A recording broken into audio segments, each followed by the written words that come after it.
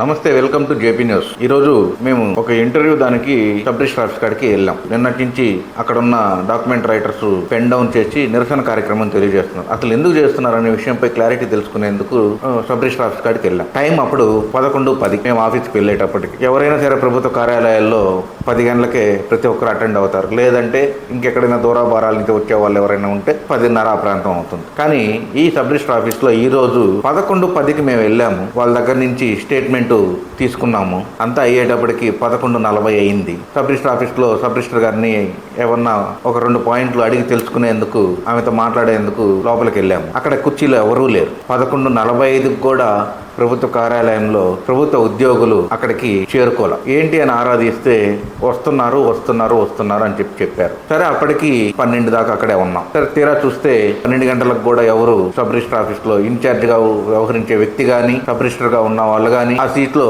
ఎవరూ కనిపించలేదు. అంటే ప్రభుత్వ కార్యాలయంలో కూడా 11:45 నుంచి 12 గంటల వరకు మేము వాళ్ళ కోసం వెయిట్ చేస్తే అప్పటికి కూడా ప్రభుత్వ కార్యాలయానికి ప్రభుత్వ ఉద్యోగస్తులు రాలేదు. ఎంతో రెస్పాన్సిబిలిటీగా ఉండే ప్రభుత్వ కార్యాలయంలో, అందులో సబ్ రిజిస్టర్ ఆఫీస్ లో ఏం జరుగుతుంది, నిరసన కార్యక్రమం జరుగుతుంది కదా, స్టాంపు పేపర్లు ఇచ్చేందుకు అందులో పడుతుంటారేమో అని అనుకోవాల్సింది పోయి, ఎప్పుడు పోలితే ఎవరు అడిగే వాళ్ళు ఎవరుండారులే అనే లెక్కలో ఆ సబ్ రిజిస్టర్ కార్యాలయంలో 11:45 నుంచి 12 దాకా వాళ్ళ కోసం మేము వెయిట్ చేసి వాళ్ళని అడిగి కొన్ని సమాధానాలు తెలుసుకుందామనే ఆలోచనతో ఉన్న వెయిట్ చేసినా కూడా 12 దాకా కూడా ఎవరూ రాలేదు.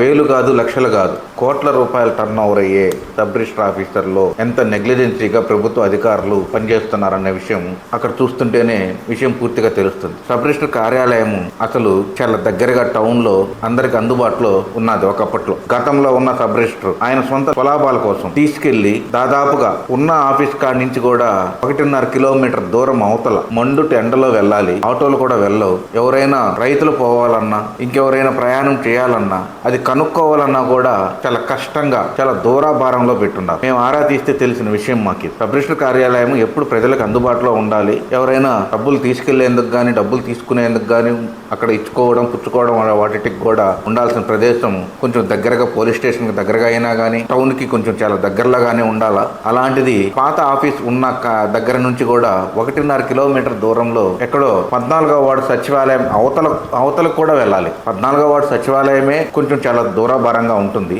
అలాంటిది దానికన్నా కూడా 200 మీటర్ల దూరంలో పెట్టున్నారు. ఈ కార్యాలయం కూడా అక్కడున్న వాళ్ళు సొంత స్వలాభాల కోసం కొంచెం చేతివాటం చూపించి కార్యాలయాన్ని అక్కడ పెట్టారని చెప్పేసి మాకు వినికిడి వచ్చింది. ఆ విషయం కూడా మీద క్లారిటీ అడగదామనేసి, ప్రజలకు ఇంత ఇబ్బందులుగా కలిగే ఆఫీస్ ఇంత దూరంలో పెడితే ప్రజలు ఎలా రావాలి, కాలినడకన రావాలంటే ఈ మండుటెండలో అంత దూరం ఎలా వస్తారో అనే విషయంపై క్లారిటీ కూడా అడిగేందుకు కూడా వాళ్ళ కోసం వెయిట్ చేశాము. అయినా కూడా 12 దాకా ఆఫీస్లో ప్రభుత్వ ఉద్యోగి అక్కడ కనిపించలేదు. దీన్ని బట్టి చూస్తుంటే ప్రభుత్వ కార్యాలయాల్లో ప్రభుత్వ అధికారులు లక్షలకు జీతాలు తీసుకుంటూ ఎంత మాత్రం పనిచేస్తున్నారన్న విషయంపై పూర్తిగా చూస్తుంటేనే తెలుస్తుంది. ఒకసారి ఈ వీడియో మీరు కూడా చూడండి.